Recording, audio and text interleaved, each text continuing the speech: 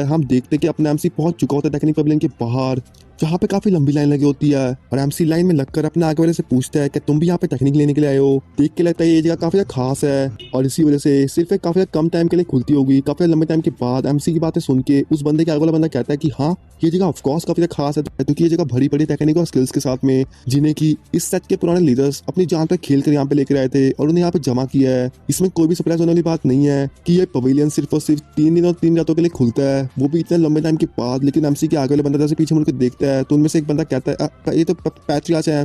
उसके सिर्फ इतना कहने की देर थी कि वहां पर जितनी भी लड़कियां होती हैं वो एकदम से एमसी के इर्द गिर्द घेरा बना लेती हैं। उनमें से कह रही होती है सच में वही है, कोई तो कह रहा होती है ये सच में काफी हैंडसम है, और कोई तो कह रही होती है मैं सच में आपके साथ शादी करना चाहती हूँ, और कोई तो चिमड़ जाती है एमसी के साथ में, और कोई कह रही होती है जाने दो वो सिर्फ मेरे हैं।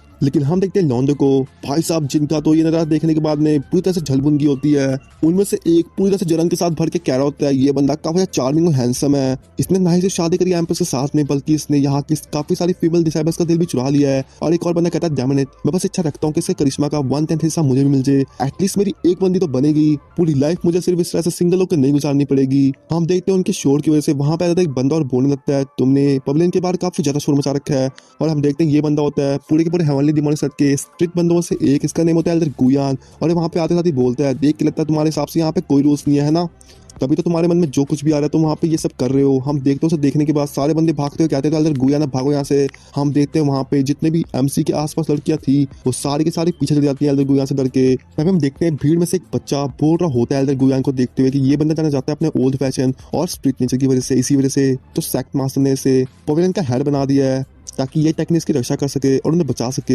हम लेकिन लड़की भी बोल रही होती है ये बंदा कब से ड्रावना है और अगर तुम्हें देख भी ले तो समझ लो तुम्हारा गेम तो ओवर, तुम बिल्कुल भी नहीं बचने वाले। और हम देखते हैं एल्डर गुयान को गुस्से में होता है और देख के ऐसा लग रहा होता है मानो वो एमसी को अभी मार देगा। लेकिन नेक्स्ट सीन में हम देखते हैं एकदम से काफी ज्यादा स्पीड में ग्रीट करता है अपने एमसी को और बोलता है पैट्रियाच। गुयान ग्रीट करता है आपको और ये देख के वहाँ पर जितने भी स्टूडेंट्स होते हैं सबके सब काफी ज्यादा शॉक हो जाते हैं। उनमें से एक लड़की कहने लगती है कि एमसी किसी ईवी स्पिरिट को पोजेस करता है। देख के तो ऐसा ही लगता है क्योंकि मेरा फर्स्ट टाइम है जब मैं देख रही हूँ एल्डर गुयान को इतनी ज्यादा रिस्पेक्ट शो करते हुए किसी और के लिए, एम्प्रेस के अलावा या ग्रेट एल्डर के अलावा। हम देखते हैं लड़का भी बोलने लगता है पैट्रियाच काफी ज्यादा फेमस हो चुके हैं सेट के अंदर और इनकी स्ट्रेंथ भी काबिल तारीफ है। ये तो नॉर्मल की एल्डर गुयान में इंप्रेस हुए होंगे इनसे, इनकी स्ट्रेंथ को देखकर। तभी एल्डर गुयान पूछते हैं पैट्रियाच आप भी क्या पवेलियन पे आए हो टेक्निक लेने के लिए, अगर ऐसी बात है तो ये की ले लो, इसकी मदद से आप सारे फ्लोर को एक्सेस कर पाओगे पवेलियन के। वैसे भी आप पैट्रियाच हो तो सब कुछ आपका ही है, तो आप जो चाहो जैसा चाहो वैसा देख सकते हो, आपको कोई भी नहीं रोकने वाला।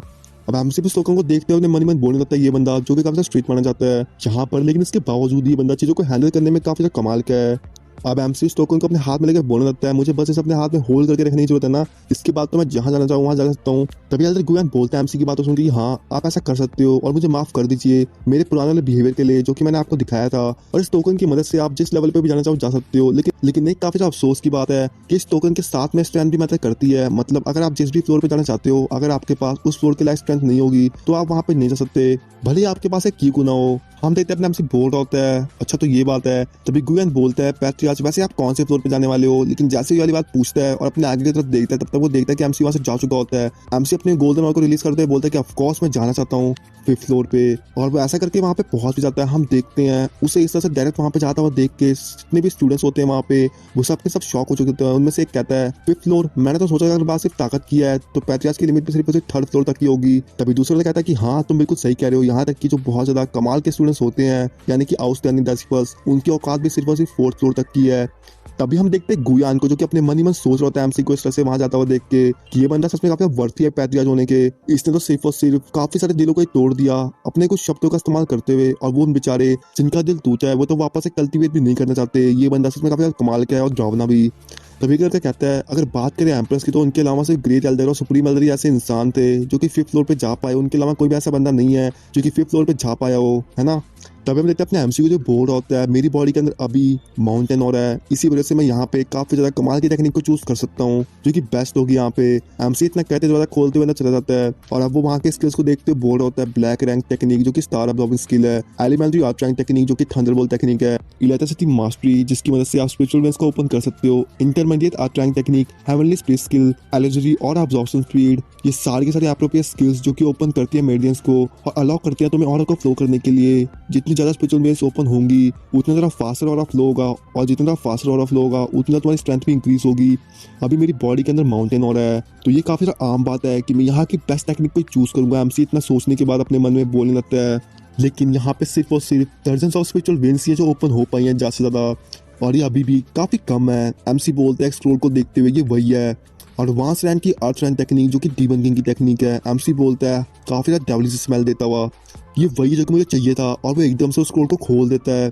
एमसी बोलता है सिस्टम से 10-fold कंप्रेशन एक्टिवेट करो इस टेक्निक पे, तभी सिस्टम बोलता है 10-fold कंप्रेशन एक्टिवेट हो चुका है डीबंकिंग की टेक्निक पे, और होस्ट ने कॉम्प्रेंड कर लिया इस टेक्निक को एलिमेंट्री लेवल तक। होस्ट ने कॉम्प्रेंड कर लिया इस टेक्निक को, इसका लेवल इंक्रीज हो रहा है और ये पहुंच चुकी है अपने पाइनेकल लेवल तक। लास्ट में सिस्टम उसे बोलता है होस्ट ने फुल्ली कॉम्प्रेंड कर लिया इस टेक्निक को और सीख भी लिया। हम देखते हैं एमसी की बॉडी में से एक ब्लू कलर का ऑरा बाहर आने लगता है, वो इतना ज्यादा होता है कि वो उसकी पूरी की पूरी बॉडी को कवर कर लेता है। एमसी भी शॉक हो चुका होता है और वो सारा का सारा और पवेलियन से बाहर भी आने लगता है, जिससे कि वहाँ पे जितने भी स्टूडेंट्स होते हैं वो फील कर पा रहे होते हैं। तभी उनमें से कहता देख लेता है पैट्रियार्च को कोई अमेजिंग टेक्निक मिली है जो कि काफी कमाल की भी लग रही है। तभी एक बंदा कहता है उनमें से, क्या मैं तो सोच रहा था कि आखिर वो एक बारी में कितना कुछ कर सकते हैं, सच में काफी कमाल का है। तभी देखिए अपने एमसी को जिसके पास एक साउंड ट्रांसमिशन आता है जो कि असल में एल्डर गुयान का होता है। आप तो बेसिकली इसे एक फोन कॉल भी बोल सकते हो। वो अपने एमसी से कहते हैं पैट्रियार्च, एमसी बोलता है कि हाँ। तभी मिलते हैं एल्डर गुयान को जो कि बोल रहे होते हैं अपने एमसी से कि पवेलियन के रूल्स के अकॉर्डिंग जो एंशिएंट प्लेट है वो अलाउ करती है एक बार कम्युनिकेट करने के लिए बाहर वाली दुनिया से। तो पैट्रियार्च, अभी कुछ हुआ था, मुझे लगता है आपने किसी प्रॉब्लम को फेस किया। एमसी बोलता है हाँ प्रॉब्लम तो है, यहाँ पर सिर्फ थोड़ी स्पिरिचुअल वेन्स ओपन हो रखी हैं। पैट्रियार्च, आपको बिल्कुल भी डिप्रेस होने की जरूरत नहीं है, अगर ऐसी बात है तो आप ओपन कर सकते हो 10 और को। एमसी अपने मन ही मन बोलता है कि यहाँ पे अभी भी काफी सारा और बचा हुआ है, लेकिन यहाँ पे सिर्फ और सिर्फ 100 वेन्स ही ओपन हो रखी हैं। सॉरी, एमसी ये वाली बात अपने मन में नहीं बोलता। तभी पैट्रियार्च उसकी बात सुन के कहते हैं डीबंकिंग टेक्निक की लिमिट ही 100 वेन्स है, और सिर्फ जो हेवनली बीइंग्स है वही इस वाले लेवल को अचीव कर पाए हैं 30 मिनट्स के अंदर, जिनकी कॉम्प्रेंशन स्किल्स काफी कमाल की थी। हम जैसे आम लोगों के लिए तो कर पाना काफी मुश्किल है। तभी हम देखते हैं अपने एमसी को जिसको कि रिवॉर्ड मिल चुका होता है एल्डर गुयान के शॉक होने की वजह से, जो कि होते हैं गॉड रैंक की टेक्निक, गॉड्स रिकॉर्ड। और एमसी बोलता है गॉडली साइकिक ऐसा कर सकती है। और इस वाले सीन में हम देखते हैं अपना एमसी उस वाले स्क्रोल को अपने हाथ में लेके बोलने लगता है ये वर्ल्ड डिवाइडेड है 5 लेवल्स के अंदर, यानी कि कैटेगरीज में, जो कि हाई से लो है। पहला गॉड लेवल है, सेकंड हेवन लेवल है, थर्ड अर्थ लेवल है, फिफ्थ ब्लैक लेवल है एंड सिक्स्थ येलो लेवल है। एमसी अपने मन ही मन बोल रहा होता है ये गॉड जो कि स्ट्रॉन्गेस्ट गॉड स्किल्स में से एक है, और वो बोलता है सिस्टम कल्टीवेट करो गॉड्स रिकॉर्ड को। सिस्टम बोलता है 10-fold कंप्रेशन एक्टिवेट हो रही है गॉड्स रिकॉर्ड पे। हम देखते हैं उसकी बॉडी से काफी ज्यादा और बाहर आने लगता है जो कि उसकी बॉडी को कवर कर लेता है। एमसी बोलता है आखिर हो कर रहा है और क्यों मेरी बॉडी और को अब्सॉर्ब करती जा रही है लगातार। हम देखते हैं उसे काफी अजीब सी फीलिंग आने लगती है, और हम देखते हैं नेक्स्ट सीन में उसे काफी ज्यादा पेन होने लगता है। एमसी बोलता है काफी दर्दनाक है, मैंने बिल्कुल भी एक्सपेक्ट नहीं किया था कि गॉड रैंक की स्किल इस तरह से डिसॉल्व कर देगी मेरी प्रीवियस सारी की सारी स्पिरिचुअल वेन्स को। ये बिल्कुल ऐसा लग रहा है कि मेरी पूरी की पूरी हड्डियां टूट रही हैं और वापस से रीबिल्ड हो रही हैं। वो दर्द के मारे चिल्ला रहा होता है, उसकी बॉडी भी क्रैक होने लगती है, उसकी पूरी की पूरी बॉडी में से और बाहर आने लगता है। अब सिस्टम उसे बोलता है होस्ट ने कॉम्प्लेन कर लिया 30% तक गॉड्स रिकॉर्ड को, और तुमने एक माइनस सक्सेस पा लिया है, इसी वजह से अब सिस्टम एक्टिवेट कर रहा है गॉडली साइकिक को। और जैसे वो उसे एक्टिवेट करता है एमसी की बॉडी से काफी ज्यादा गोल्डन और बाहर आने लगता है, साथ साथ थंडर भी। अब सिस्टम उसे बोलता है स्पिरिचुअल वेन्स ओपन हो रही है होस्ट के लिए। एमसी बोलता है अपने मन ही मन यहाँ तक कि 10-fold कंप्रेशन होते हुए भी मैं सिर्फ और सिर्फ 30% तक ही इसे हासिल कर पाया। मैं देखना चाहता हूँ इस गॉड रैंक स्किल को, ये कितनी ज्यादा कमाल की है। एमसी की बॉडी से काफी ज्यादा गोल्डन और बाहर आने लगता है जो कि रेड कलर के और के साथ कवर होता है। अब एमसी बोलता है मैं देखना चाहता हूँ आखिर कितनी ज्यादा स्पिरिचुअल वेन्स ओपन हो सकती हैं जो कि मैं कर सकता हूँ। उसका और इतना पावरफुल होता है, ठीक होता है कि बाहर भी आने लगता है पवेलियन से। एक लड़की कहती है उसे देख के और महसूस करके एल्डर ये क्या है। गुयान बोलता है ये असल में स्पिरिचुअल सी है, और फिर वो बताने लगता है जब भी कल्टीवेशन करते हैं और गैदर होता है डैंडियन में बिल्कुल स्ट्रीम की तरह, तो जितना ज़्यादा और तुम्हारे पास गैदर होगा उतना बेनिफिशियल होगा एक बंदे की कल्टीवेशन के लिए। लेकिन जब काफी ज्यादा ह्यूज अमाउंट में और जमा हो जाता है एक जगह पे तब ये सी फॉर्म होती है। क्या पैट्रियार्च सच में इतना हायर लेवल का टैलेंट रखते हैं? सच में ये काफी कमाल की बात है। मुझे बिल्कुल भी नहीं लगा था कि पैट्रियार्च इतना काबिल होंगे। हम देखते अपने एमसी को जो कि और अब्सॉर्ब करने में लगा हुआ होता है, तभी उसकी बॉडी से एक गोल्डन कलर की पिलर जैसी लाइट बाहर निकलती है, जिसे देख के सारे के सारे स्टूडेंट्स शॉक हो चुके होते हैं क्योंकि अपना एमसी काफी ज्यादा तेजी के साथ में और को अब्सॉर्ब कर रहा होता है। तभी स्टूडेंट कहते हैं देखो पैट्रियार्च और उनके स्पेशल सी को वो हवा तक जा रहा है, यानी कि स्काई तक। तभी उनमें से कोई बोलता है पैट्रियार्च ट्राई कर रहे हैं सारे और को अब्सॉर्ब करने का हेवनली डिमोनिक सेट के, और गुयान बोलता है इतने यंग एज के अंदर ऑलरेडी वो पोजेस करते हैं इतने और को, ये सच में काफी कमाल की चीज है। लेकिन तभी उन्हें बुढ़ऊ इंसान को जो कि उड़ते हुए आता है कहीं से और बोलता है, तुम काफी सारा बोल दो रहे हो, आखिर कौन है वो बंदा जिसने कि मेरे साथ की औरत के साथ ये सब कुछ किया। और हम देखते हैं उसे देखने के बाद वहाँ पे जितने भी स्टूडेंट्स होते हैं सबके सब शॉक हो जाते हैं। उनमें से कहता है, ये तो सुप्रीम एल्डर हैं, क्या ये हाइबरनेशन के अंदर नहीं थे और कल्टीवेट नहीं करते काफी लंबे टाइम तक ताकि अपने लेवल को अप कर सके। तभी उनमें से दूसरा बंदा कहता है, सुप्रीम एल्डर देख के लगता है सक्सेसफुली ब्रेक थ्रू कर चुके हैं और उन्हें रीच कर लिया है इमॉर्टल एम्परर रिलम को। अब वो सुप्रीम एल्डर वहाँ पे आता है और गुस्से में कहने लगता है कि आखिर कौन है, मुझे बताओ। हाँ, और अब देखते हैं उसे देख कर स्टूडेंट्स बोलने लगते हैं, सुप्रीम एल्डर आपको ग्रीटिंग्स। आप गुयान भी ग्रीट करते हुए बोलता है, कांग्रेचुलेशन सुप्रीम एल्डर, आपने ब्रेक थ्रू कर लिया है इमॉर्टल एम्परर रिलम पे। ये सच में काफी कमाल की बात है। अब आप और एम्प्रेस दोनों के दोनों ही इमॉर्टल एम्परर रिलम के बंदे हो, तो आखिर अब कौन हिम्मत करेगा हमारे साथ को बुली करने की और पंगा लेने की हमसे। लेकिन हम देखते हैं सुप्रीम एल्डर को जो काफी गुस्से में आ चुका होता है उसकी बातें सुन के और बोलता है, ब्रेक थ्रू मई ऐश, चलो ब्रेक थ्रू करने दो के तब करूंगा ना। तो इतनी मुश्किल से मैं उस तेज तक पहुंचा था कि मैं आराम से ब्रेक थ्रू कर पाऊं, लेकिन सडनली सारा और गायब हो गया। आखिर कैसे कोई बंदा इस तरह की कंडीशन में ब्रेक थ्रू कर सकता है। और हम देखते हैं उसकी बातों को सुन के सबके सब शॉक हो गए होते हैं। अब वो एल्डर बोलने लगता है, आखिर कौन है वो बंदा जिसने कि ये सारी प्रॉब्लम्स खड़ी की हैं। तभी गुएन बोलता है, सुप्रीम एल्डर आप काफी ज्यादा लंबे टाइम से यहाँ से दूर थे, इसीलिए शायद ऐसा हो सकता है कि आपको इसके बारे में नहीं पता। जो अभी ये स्ट्रेंज फिनोमेना हुआ था असल में वो एम्प्रेस के हस्बैंड की वजह से हुआ था, यानी कि पैट्रियार्च। तभी बूढ़ा इंसान बोलता है, वो लड़की लू क्वीन तो उससे शादी कर ली, आखिर कौन है उसका हस्बैंड, तो वो डिवाइन पैलेस का एम्परर है या फिर होली मिस का लॉर्ड। तभी गुएन बोलता है, इनमें से कोई भी नहीं, असल में वो हमारे साथ का एक डेसिपल है। वो बूढ़ा बोलता है, क्या एक छोटा सा डेसिपल इस वर्थी भी है कि वो उसके साथ शादी कर सके। क्या इस तरह से एक औरत डिसेबल के साथ शादी करने से अच्छा ये नहीं था कि वो किसी एम्परर रिलम के बंदे के साथ में शादी करती? क्या ये अच्छा नहीं था अगर वो कनेक्शन बनाती शायद के लिए, तो ताकि हमें कुछ पावरफुल लोगों का सपोर्ट मिल पाता और वो मुसीबत में हमारी मदद करते। अब इतना कहते वो अपने ऑरा को रिलीज करने लगता है अपनी बॉडी से, काफी ज्यादा गुस्से में। इसकी वजह से वहां पर जितने के स्टूडेंट्स होते हैं वो सबके सब अपने घुटनों पे आ जाते हैं। और वो बंदा बोलता है, क्या अपना एमसी वर्थी भी है उस एम्प्रेस के जो उसने शादी कर ली उसके साथ। लेकिन तभी हम देखते हैं वहां पे आंटी होती है अपनी एम्प्रेस की और बोलती है कि हाँ वो इसके काबिल है, यही कारण है कि मैंने उसके साथ शादी करी। अब हम देखते हैं सुप्रीम एल्डर को जो कि काफी गुस्से में आ चुका होता है एम्प्रेस को देखने के बाद और उसकी बातों को सुनने के बाद में वो काफी ज्यादा सीरियस होकर बोलता है, तुम रुथलेस गर्ल, क्या तुम इस बात को जानती नहीं हो कि राइट हाउस अलायंस की जो आंखें हैं वो ठीक हमारे सेट की तरफ ही हैं और पता नहीं कब वो किसी भी टाइम पे हम पे अटैक कर सकते हैं। अगर तुम्हारी इतनी इच्छा ही थी शादी करने की तो तुम्हें स्ट्रॉन्ग हस्बैंड को चूज करना चाहिए था। आखिर कैसे तुम अफोर्ड कर सकती हो उस जैसे बच्चे के साथ में शादी करना। अब हम देखते हैं अपनी एम्प्रेस को बोल रही होती है, सुप्रीम एल्डर प्लीज आप जो कह रहे हो अपने शब्दों पर ध्यान दीजिए, कहने से पहले मैंने ऑलरेडी एम्प्रेस बन चुकी हूँ, तो अब आपको जरूरत नहीं है बिल्कुल भी मेरे पर्सनल मामलों के बीच में टांग लाने की अपनी। तभी सुप्रीम एल्डर बोलता है कि हाँ एम्प्रेस, हम देखते हैं एक लड़का बोल रहा होता है, मैंने बिल्कुल भी एक्सपेक्ट नहीं किया था कि एम्प्रेस कोई भी मर्सी शो नहीं करेंगी सुप्रीम एल्डर के लिए भी, सिर्फ और सिर्फ पैट्रियार्च के लिए। तभी गुयान बोलता है उसे, अपनी आवाज को धीरे रखो, अगर उन्होंने सुन लिया तो काफी बड़ी प्रॉब्लम हो सकती है। तभी हम देखते हैं अपने एमसी को जिसकी बॉडी से काफी ज्यादा गोल्डन ऑरा बाहर आ रहा होता है और वहां पे थंडर ड्रैगन भी फॉर्म हो चुका होता है। उसे देख के बाहर से एक बंदा कहता है, ये तो होली लाइट थंडर ट्रिब्यूलेशन है। तभी उनमें से कोई बंदा बोलता है, पैट्रियार्च का बिल्कुल भी सिर्फ स्किल को कल्टीवेट नहीं कर रहे थे। तभी गुयान भी उसकी बातों को सुन के कहता है कि आखिर कैसे ये फिर एक ट्रिब्यूलेशन में चेंज हो गया जब वो सिर्फ अपने स्किल को कल्टीवेट कर रहे थे। तो तभी हम देखते हैं एमसी की बॉडी से काफी गोल्डन कलर का ऑरा बाहर आ रहा होता है और वहीं थंडर ड्रैगन बार बार एमसी की बॉडी में एंटर होने की कोशिश कर रहा होता है बार बार ताकि वो उसे वहीं पे मार दे। तभी हम देखते हैं अपने सुप्रीम एल्डर को जो कि बता रहा होता है कि ये बिल्कुल भी थंडर ट्रिब्यूलेशन नहीं है, असल में थंडर ड्रैगन है जो कि फॉर्म हो चुका है और ये पास होने की कोशिश कर रहा है उसके स्पिरिचुअल से के बीच में से। लेकिन ये बंदा कोशिश कर रहा है इस चीज का इस्तेमाल करते हुए अपनी स्पिरिचुअल वेन्स को ओपन करने की। तभी गुएन बोलता है, आखिर ये कैसे पॉसिबल हो सकता है, मैंने कभी भी नहीं सुना कि कोई यूज करे ट्रिब्यूलेशन को ओपन करने के लिए अपनी स्पिरिचुअल वेन्स को। तभी सुप्रीम एल्डर बोलता है, रूथलेस गर्ल, तुम्हारा हस्बैंड क्या सच में वो एक आम सा डेसिपल है? इस तरह का टैलेंट ये सच में पॉसिबल है? अगर वो इसका इस्तेमाल करे तो वो सिर्फ और सिर्फ एक दिन के अंदर ही एम्परर रिलम पे भी पहुंच सकता है। और हम देखते हैं उसकी बातों को सुन के पीछे एल्डर गुयान और बाकी सब बंदे सोच रहे थे अपने मन में, सुप्रीम एल्डर क्या वो आप नहीं थे जिन्होंने अभी कहा था कि वो बंदा काफी कबाड़ है और उसे कोई औकात नहीं है? तभी हम देखते हैं अपनी एम्प्रेस को जो कि एमसी को देखते अपने मन ही मन स्माइल करते हुए बोल रही होती है कि ये सब कुछ सिर्फ इसलिए नहीं है कि उसके पास गॉडली साइकिक है, इसीलिए वो बंदा इस कैलेमिटी को भी यूज कर रहा है ओपन करने के लिए अपनी स्पिरिचुअल वेन्स को और इतना बड़ा रिस्क ले रहा है, वो भी बिल्कुल ऐसे जैसे कोई बड़ी चीज नहीं है। अगर ऐसी बात है तो गॉड बनने के रास्ते में ये सच में काफी कुछ कमाल कर दिखाएगा और ये मेरी काफी ज्यादा मदद करने वाला है। और यहीं पे एक बंदा कहता है, सब लोग देखो वहाँ पे, और हम देखते हैं कि वहाँ पे अपने एमसी की बॉडी का जो ऑरा होता है वो काफी ज्यादा कमजोर पड़ने लगता है और ड्रैगन का ऑरा काफी ज्यादा पावरफुल। तभी वो कहता है एमसी का जो स्पिरिचुअल सी है वो काफी ज्यादा डिम पड़ रहा है, देख के लगता है वो सूख गया है। तभी वो कहता है ये काफी ज्यादा बुरी बात है, अगर ऑरा इस तरह से सूख रहा है तो देख के लगता है वहां पे जितना भी ऑरा बिल्कुल काफी नहीं है, थंडर ड्रैगन डायरेक्टली एंटर हो जाएगा उसकी बॉडी में अगर ऐसे चलता रहा तो, और वो एक्सप्लोड होकर वहीं के भी मारे जाएंगे। तभी एम्प्रेस उड़ते हुए वहां जाते हुए बोलते, तुम सब लोग वहीं से देखो और यहाँ पास आने की कोशिश भी मत करना, मैं चाह रही हूँ, मैं उसकी रक्षा करूंगी और उसे बचाऊंगी इनसे। अब वो एकदम से अपने ऑरा को एमसी को देने लगती है और वहाँ पे आके एकदम से उसे देखते अपने मन ही मन बोल रहे होते, मैंने बिल्कुल भी एक्सपेक्ट नहीं किया था कि ट्रांसफॉर्म कर लेगा थंडर ड्रैगन को, वो भी अपने स्पिरिचुअल बेस के अंदर, जिसके लिए रिक्वायर्ड होता है काफी ज्यादा ऑरा। ये सच में काफी ज्यादा कमाल का है और मैंने कोई भी गलती नहीं करी इसे अपना हस्बैंड चुनकर। हम देखते हैं अपनी एम्प्रेस को जो कि काफी ज्यादा शॉक हो चुकी होती है किसी चीज को देख के। तभी हम देखते हैं उसकी बॉडी से सारा का सारा ऑरा जो कि ऑब्जॉर्व कर रहा होता है अपने एमसी, और उसे देख के एम्प्रेस भी बोलने लगती है अपने मन में कि ये बंदा फोर्सफुली ऑब्जॉर्व कर रहा है मेरे ऑरा को।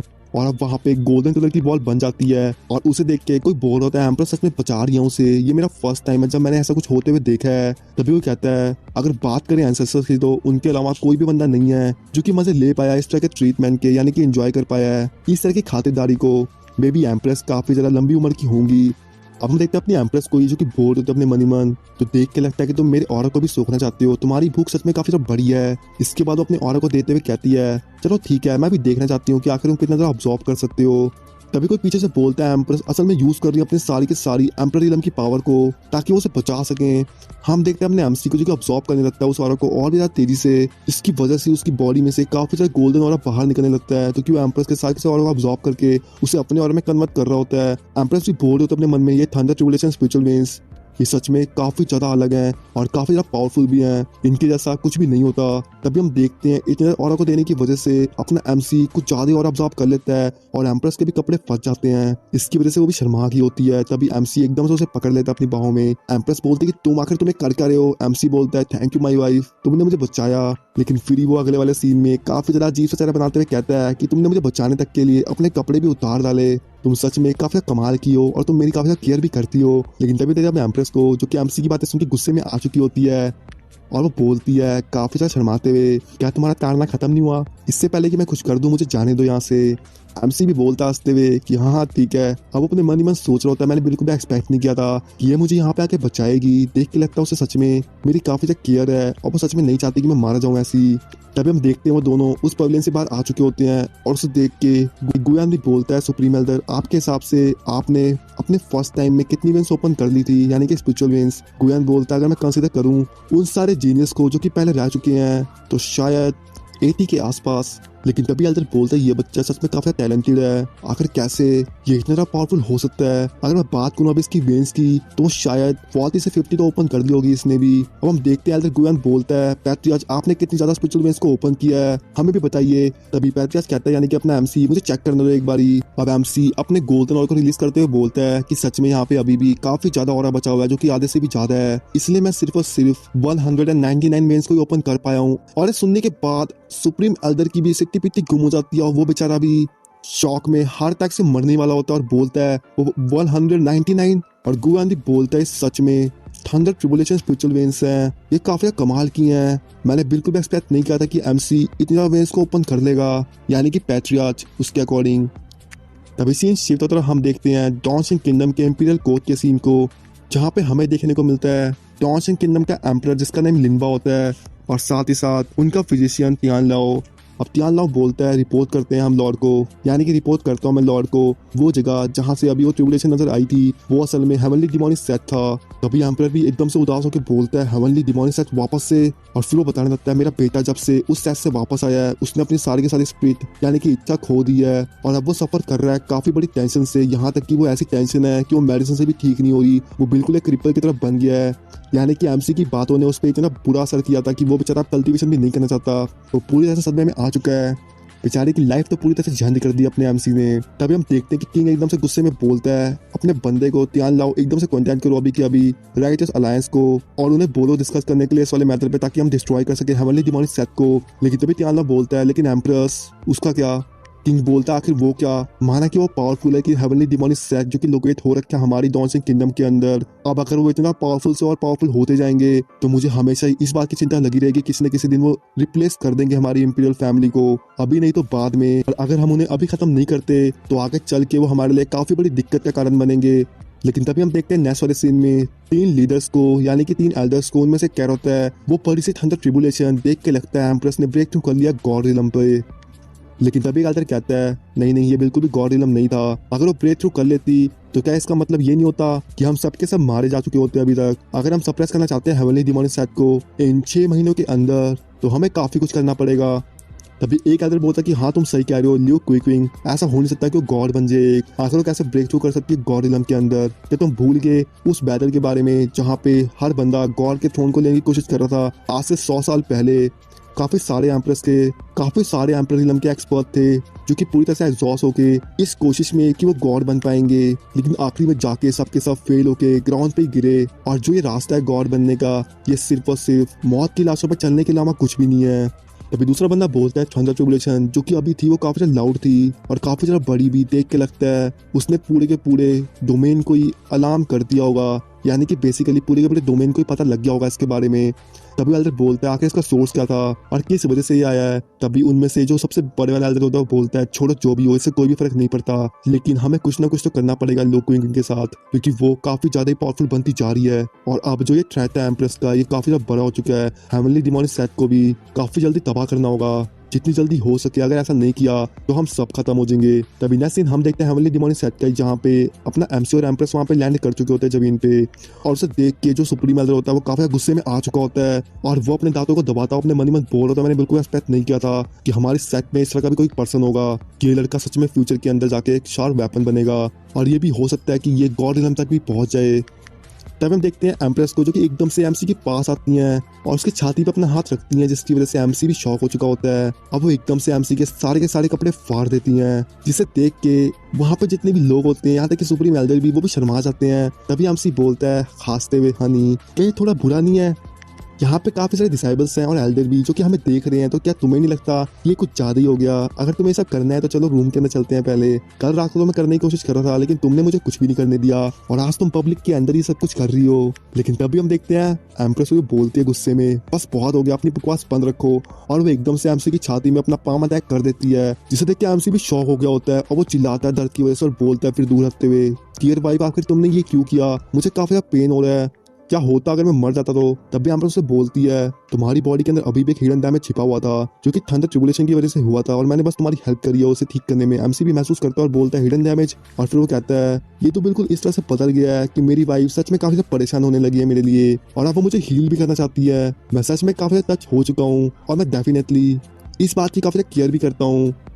लेकिन तभी हम देखते हैं वो तारीफ कर ही रहा होता है और अपनी एम्प्रेस को छेड़ रहा होता है, लेकिन उसी वक्त एम्प्रेस को आ जाता है गुस्सा और वो एमसी को उड़ा के वहां से काफी ज्यादा दूर भेज देती है अपने सिर्फ और सिर्फ 2 फिंगर्स का इस्तेमाल करते हुए और बोलती है तुम सच में काफी ज्यादा बात करते हो। बेचारा एमसी, बेचारे की कोई इज्जत ही नहीं है। तभी गुगन बोलता है एम्प्रेस क्या पैट्रियार्च ठीक रहेंगे? तभी एम्प्रेस बोलती है मैंने तो अभी तक अपनी 10% स्ट्रेंथ का भी इस्तेमाल नहीं किया, वो बिल्कुल मरेगा नहीं। लेकिन तभी वो गुस्से में बोलती है पीछे मुड़ के, आज जो कुछ भी हुआ कोई भी अलाउड नहीं है इसके बारे में बात करने के लिए, और अगर किसी ने भी रूमर्स को स्प्रेड किया यानी कि रूमर्स को फैलाया तो मैं उसे बहुत ज्यादा बुरी मौत दूंगी, कोई भी फर्क नहीं पड़ता कि वो कौन है। तुम सब समझ गए ना इस वाली बात को? तभी हम देखते कोई भी जवाब नहीं दे रहा होता इस वाली बात का। तभी एम्प्रेस कहती है मुझे बताओ तुम समझे या नहीं? तभी गुगन बोलता है रिप्लाई देते हुए कि हम समझ गए एम्प्रेस, हम समझ गए। अब नेक्स्ट सीन में हम देखते हैं अपने एमसी को जो कि उड़ता हुआ सीधा आके गिरता है उस वाली जगह पे जहाँ पे सारी की सारी फीमेल डिसेबल्स नहा रही होती हैं। एमसी ठीक उनके पूल में आके गिरता है और चिल्लाते हुए कहता है लो कुकिंग, आफ्टर ऑल मैं तुम्हारा हस्बैंड हूँ, आखिर तुम मेरे साथ इतना बुरी तरीके से क्यों पेश आती हो?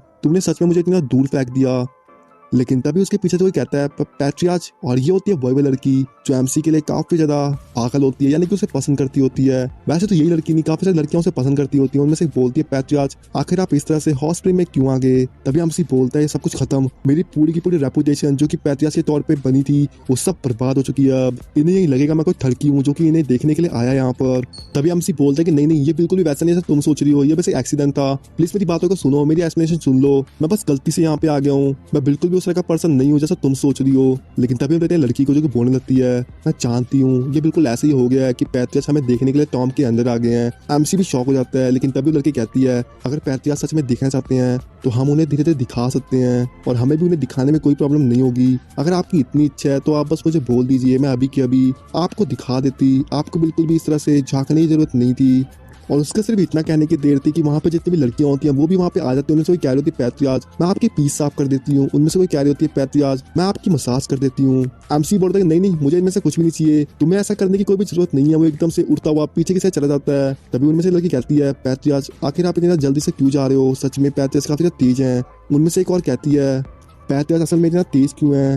देख के लगता है सच में काफी कमाल की बात है कि हम उनके साथ एक ही जगह हॉट स्प्रिंग में रह पाए। लेकिन ये बिल्कुल भी अच्छा नहीं है, मैं तो उनके साथ और रहना चाहती थी। वो बेचारी रोने लगती हैं, उनमें से एक लड़की और रोने लगती है। तभी एमसी वहां से भागते हुए कहता है, टैमिल वो कुकिंग, तुम सच में काफी ज्यादा बुरी हो, तुम्हारी वजह से अब मैं एक थर्ड इंसान बन चुका हूँ और एक गॉडली साइकिक, ये सच में काफी ज्यादा बुरी है। इस तरह की सिचुएशन में सच में मेरी कोई भी मदद नहीं कर सकती। तभी हम देखते हैं अपना एमसी उन सारी चीजों को याद करते हुए सोच रहा होता है कि सच में काफी ज्यादा डेंजरस हो सकता था मेरे लिए। हम देखते हैं उसकी इमेजिनेशन में सारी की सारी लड़कियां उसके आसपास जमा होके उसके लिए काफी अलग अलग सर्विसेज दे रही होती हैं उसे। दो लड़कियां जहाँ पे उसकी मसल्स की मसाज कर रही होती हैं, वहीं पे दो लड़कियां उसके बाकी बॉडी पार्ट्स को साफ कर रही होती हैं, और कोई तो बस उसके आसपास ऐसी बैठी हुई होती हैं। तभी हम देखते हैं अपने एमसी को जो कि बोलता है अपने मनी मन, लेकिन सच बोलो तो मैं बिल्कुल भी चीट नहीं करना चाहता अभी, नहीं तो मेरी जो वाइफ है वो मेरी शांति भरी लाइफ को पूरी तरह से बर्बाद कर देगी पक्के से। अगर उसे पता लगा इस बारे में तो वो मुझे बिल्कुल भी नहीं छोड़ने वाली। तभी हम देखते हैं एम्प्रेस पीछे से आ चुकी होती है और हम देखते हैं एम्प्रेस बोलती है, तुम पूरी तरह से साफ हो चुके हो है ना। एमसी बोलता है वाइफ, तभी उसकी वाइफ कहती है मेरे साथ आओ। एमसी बोलता है कहाँ पे। उसकी वाइफ कहती है तुम बस मेरे साथ आओ, तुम्हें ये सब पूछने की जरूरत नहीं है। हम देखते हैं वो पहुंच चुके होते हैं एक केव के अंदर। एमसी बोलता है मैंने बिल्कुल भी एक्सपेक्ट नहीं किया था कि सेट के अंदर इस तरह की कोई जगह होगी। तभी यहाँ पर उसे बताने लगती है ये असल में एक फॉरबिडन रीजन है सेट का, हेवनली डिमोनिक सेट का, जिसका क्या नेम हेवनली डिमोनिक केव है, और जहाँ पे सारी के सारी स्पिरिचुअल टैबलेट रखी हुई हैं प्रीवियस लीडर की। तभी एमसी बोलता है ओह तो ये बात है, और वो अपने मन में कह रहा होता है लेकिन ये मुझे क्यों बता रही है सारी की सारी चीजें। तभी यहाँ पर अपने मन ही मन कहती है जब तक कि मुझे मैनुअल मिल जाती है गॉड बनने के लिए और मैं ब्रेक थ्रू कर लेती हूँ गॉड रिलम में, इस सेट को बिल्कुल भी जरूरत नहीं होगी डरने की उन जैसे लोगों से, और हमारा सेट हमेशा बना रहेगा और मैं अपने सेट के लिए उन सारे के सारे बुरे लोगों से लड़ पाऊंगी जो कि इसे बर्बाद करने के लिए आएंगे फ्यूचर में। तभी हम देखते हैं एम्प्रेस कहती है मैं चाहती हूँ कि तुम अपने कुछ ब्लड एसेंस को इस स्टोन स्टैचू के ऊपर गिराओ। एमसी बोलता है ब्लड एसेंस। तभी हम देखते हैं अपने एमसी जो बोलता है अपने मनी मन ब्लड एसेंस, जो कि रिप्रेजेंट करता है कल्टीवेटर की प्योरेस्ट एनर्जी को, मतलब उसकी बॉडी के अंदर जितनी भी एनर्जी है अगर वो कंडेंस कर ले उसे, तो ऐसा समझ सकते हो कि उसकी बॉडी का सिर्फ वो एक ब्लड ड्रॉप ही उसकी बॉडी की सारी पावर्स को रखेगा और वो काफी खास होगा। तभी एमसी बोलता है अपने मन ही मन अगर उसे ड्रॉप करने की बात है इस तरह से तो यहाँ पे तो मुझे इससे कोई भी दिक्कत नहीं है, लेकिन दिक्कत तो इस बात की कि दूसरे लोग इसका इस्तेमाल दूसरे पर्सन को कंट्रोल करने के लिए भी कर सकते हैं, जिसके लिए जरूरत होती है ब्लड एसेंस की। तभी एम्प्रेस बोलती है तुम्हें बिल्कुल भी परेशान होने की जरूरत नहीं है, मेरी कोई भी इच्छा नहीं है तुम्हें हार्म करने की, और अगर मुझे ऐसा करना होता तो मैं काफी लंबे टाइम पहले कर चुकी होती। क्या तुम्हें लगता है अगर मैं ऐसा करना चाहती तो हम अभी तक सर्वाइव कर पाते। अब हम देखते हैं अपने एमसी को जो कि एम्प्रेस की बातों को सुनने के बाद अपने मन ही मन कह रहा होता है वैसे ये जो कह रही है वो बात तो सच्ची है, ये स्ट्रॉन्ग कल्टीवेटर है एम्प्रेस रिलम की, अगर ये मुझे मारना चाहती तो भले मेरे पास सिस्टम था मैं तब भी काफी आसानी के साथ मारा जाता, और वैसे भी ये आम बात नहीं है कि एम्प्रेस ने शादी करी है सर्वेंट के साथ में, अब जब वो मुझसे कुछ मांग रही है और उसने मुझे किसी चीज के लिए कहा है तो ये सच में काफी ज्यादा इंपॉर्टेंट होगा, इतना ज्यादा इंपॉर्टेंट कि पूरे के पूरे सेट की लाइफ इस पे ही टिकी हुई होगी, तभी तो उसने इतना सब कुछ किया है। इसलिए एमसी भी उसकी बातों को समझ के बोलता है कि ठीक है मैं ये करूंगा, और अपने मन ही मन कह रहा था यहाँ पे काफी बड़ा गैप है पावर का हम दोनों के बीच में, तो चलो देखते हैं आखिर वो क्या चाहती है। इसके बाद एमसी भी अपने ब्लड एसेंस को निकालता है और वहां पे गिरा देता है। एम्प्रेस भी पहले तो शॉक हो गई होती है उसे इस तरह से ऐसा करता हुआ देख के इतनी आसानी से, लेकिन हम देखते हैं उसका ब्लड एसेंस एकदम से चला जाता है उस मूर्ति के अंदर यानी कि स्टोन स्टैचू के अंदर, और तभी उसके अंदर से एक बंदा रिलीज होता है और बोलता है हंसते हुए मैं हेवनली डिमोनिक सेट का लीडर फाइनली अवेक हो चुका हूँ। और हम देखते हैं वो एम्प्रेस उसे देखते हुए काफी गुस्से में कहती है तो तुम इस सेट के फाउंडर हो है ना।